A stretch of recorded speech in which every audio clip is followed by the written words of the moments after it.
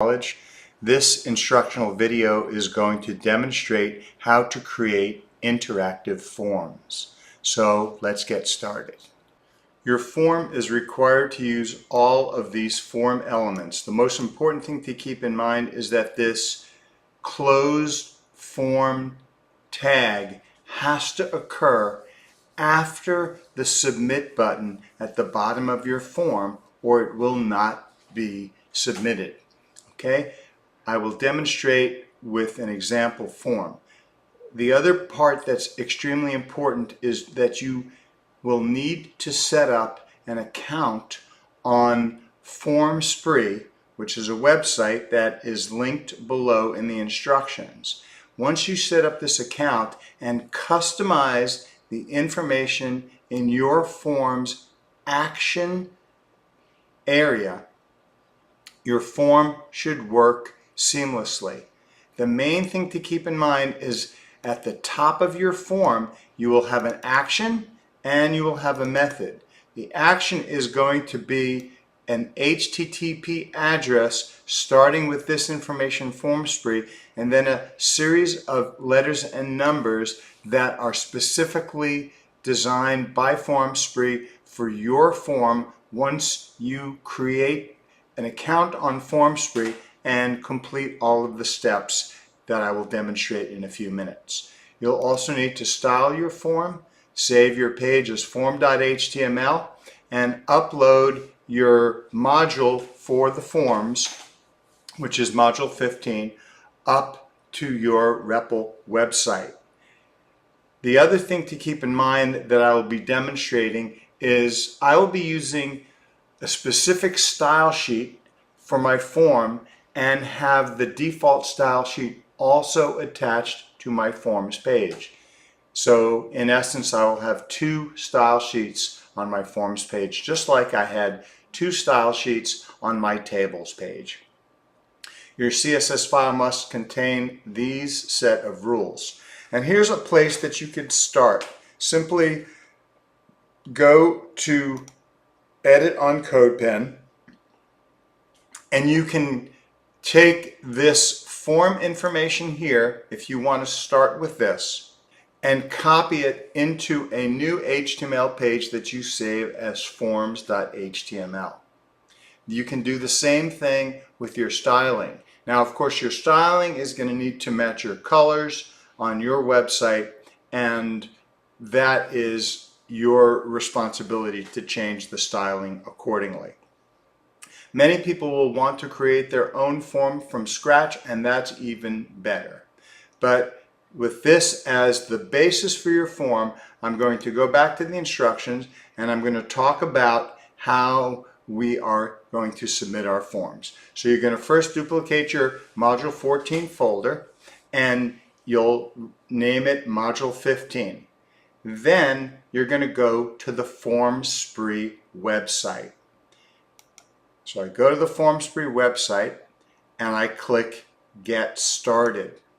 Once I click Get Started, I can put some information in here for first name, last name, email, and your password. You have to select I understand and agree, and then you click on Register. After you register, you have to validate your email address.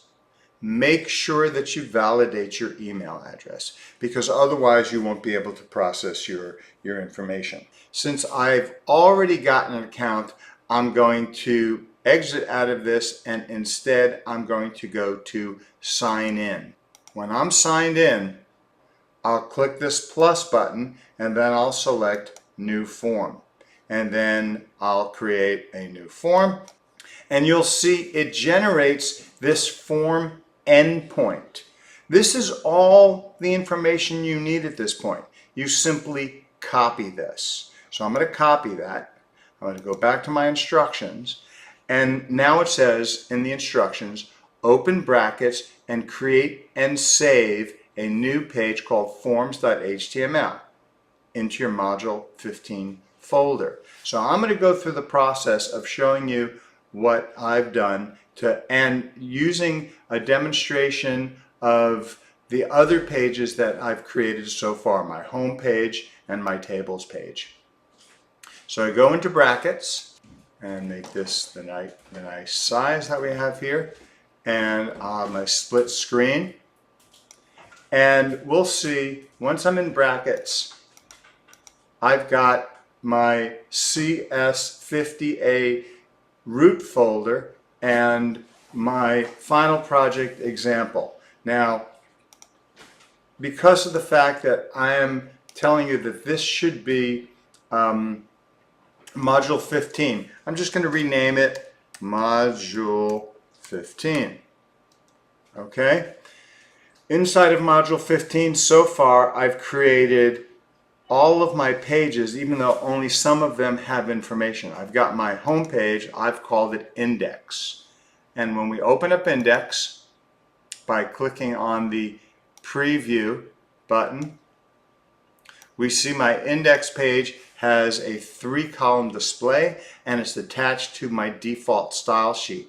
When I click on my Education button, it goes to my Tables page, and my Tables page is a 1-column display with a custom CSS. So let's just go over to my Education page, and I want you to notice, as I said earlier, that on line 7 I've got a link to my default style sheet, and on line 8 I've got a link to my table style sheet, which gives me specific information related to my table.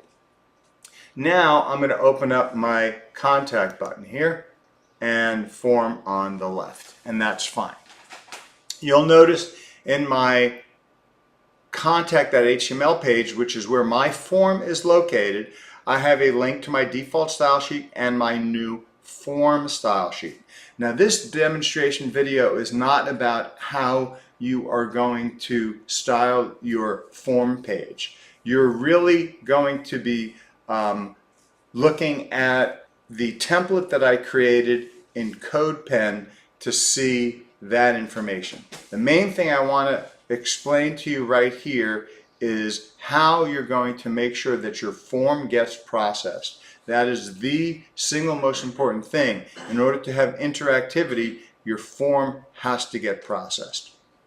Once you create your entire form, you'll see I've got my body tag, my header tag, and then I've got main, and I stripped everything out of my main tag. I'm just going to jump here for a second to show you my home page. Here's my home page, and inside my home page, which has 3 columns, I've got main, and then I've got an article, and then I've got an aside, and I've got a section. And my style sheet defines those tags as having a certain width so I can create multiple columns. Since my form is only going to have a single column, I've pulled out the article, the aside, the section. I've put my form directly into main. So I'm going to click here, and we go back here, and we see here's main, and then here I have a section with the ID of form. Then I've got a little header information, and then I've got a little explanation about enter the following information. If you have a problem, send me an email. And inside of here, I have the Ahref using the mail to protocol and hyperlinked the send me a note. So if I look at that portion right over here at the top, please enter the following information. If you have a problem, send me a note. Oops, I should have a little space there. So we'll go back here, and where it says send me a note, I'll put a little space right there, and I'll go File, Save All. Always a good idea. Now here's the key. On the next line, I start my form. I'm going to scroll all the way down after my Input Submit button and my Input Reset button. I end my form tag. My end form tag has to happen after the submit button, otherwise nothing gets submitted. So we've got our end form at the bottom and our opening form tag at the top. The opening form tag has 2 parameters that you have to set. The first parameter is this one over here, method equal post. The second parameter is this URL that we received once we set up our account on FormSpree. In other words, we went here earlier, we clicked on the plus button, we created a new form, and you don't have to do anything else on this page. Simply copy your form's endpoint and then paste that into the quoted area where it says action as the parameter of your form tag. All of the rest is going to be very easy, and I will have already demonstrated that in the class video during our live lecture. So here's where the proof meets the pudding. I've got all of my information in my form. I'm going to go to my Google Chrome page and I'm going to fill this out. And I'm going to pause this video, and when I come back, all of this will have been filled out. Okay, so I've filled out my form entirely, and at this point, I want to click where it says Submit Feedback. I click the Submit Feedback button, and it says, thanks, the form was submitted successfully. You can click the Go Back button or not. So I go back over to FormSpree, and here is the custom URL or my form's endpoint that I had used on this one here, test. You will see that some of my submissions were considered spam because I didn't really fill out the address. I faked a bunch of things, so it put it in the spam folder. But you'll also see I have two what are considered legitimate form submissions. When I click on this button here, it gives me information about that submission. And this was the last one that I submitted at 9:45 a.m. on May 2nd, which is when I'm making this recording. And notice it shows all of the information that was submitted in my form. You will have to then take a screenshot of this and include that information, upload that picture as part of the homework assignment.